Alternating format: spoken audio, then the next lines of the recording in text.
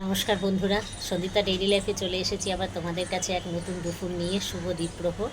আজকে সকাল থেকে ভিডিও করা হয়নি, সকালে প্রচণ্ড কাজের চাপ ছিল।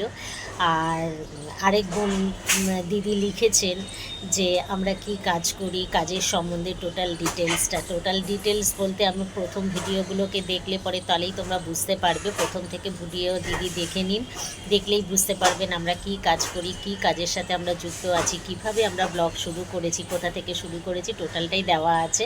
তো খাওয়া দাওয়া হয়ে গেল। মঞ্জুলা দি আর মাধবীদি খাচ্ছে, এখন কাটাকুটা দিয়ে খাচ্ছে। কুমড়োর তরকারি হয়েছে, তরকারিটা মাছের মাথা দিয়ে হয়েছে, তো খুব ভালো হয়েছে, ওই জন্য কাটা চিবোচ্ছে। ও মঞ্জুলা দিরও খাওয়া হয়ে গেছে না রে মঞ্জুলা দি? মাধবীদি খেয়েই যাচ্ছে। কত কাটা চিবোচ্ছিস? একা খাই না বন্ধুরা, এই দেখো কাকের জন্য ভাত মেখেছে, কাককে আবার ভাত দেবে।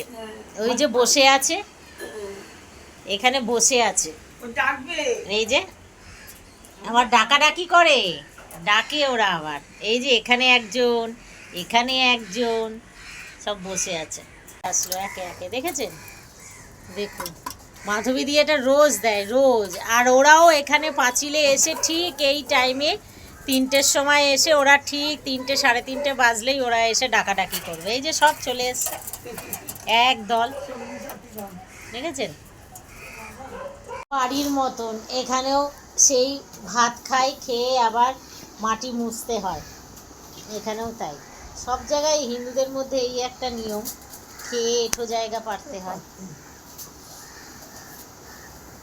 এই যে মাধবীদি এখন টানা ওষুধ খাবে, মাধবীদি ওষুধের ওপরই বেঁচে আছে। আমি যখন 20 সালে এখানে এসে জয়েন করেছি তখন এতটা পরিষ্কার ছিল না, তখন তো লকডাউন পিরিয়ড।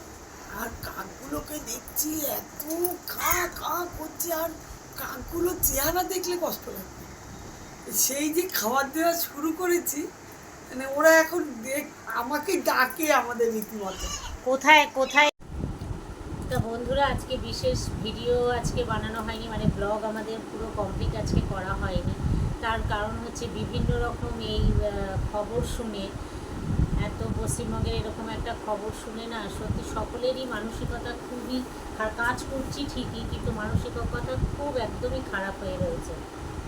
কিছুই যেন ভালো লাগছে না। সবাই তো সব রকমভাবে তো প্রতিবাদ আর জানাতে পারে না, কেউ মনে মনেও প্রতিবাদ কিন্তু জানায়। তা যাই হোক, সেই হিসেবেই কিন্তু মানে আজকে এক সপ্তাহ ধরেই আমাদের দেখবেন, আমাদের ভিডিও যারা দেখছেন তারা দেখে নিশ্চয়ই বুঝতে পারবেন, একদমই ভালো লাগছে। ভালো আছি, ভালো থেকো, আকাশের ঠিকানায় চিঠি লিখো। ভালো আছি, ভালো থেকো, আকাশের ঠিকানায় চিঠি লিখো। দিও তোমার মালা খানি, দিও তোমার মালা খানি, বাউলের মনটারে আমার ভিতর বাহিরে, অন্তরে অন্তরে আছো তুমি হৃদয় জুড়ে, আমার ভিতর বাহিরে, অন্তরে অন্তরে আছো তুমি হৃদয় জুড়ে। তা বন্ধুরা, যে করেই হোক এইভাবেই শেষ করলাম আজকের ভিডিওটা।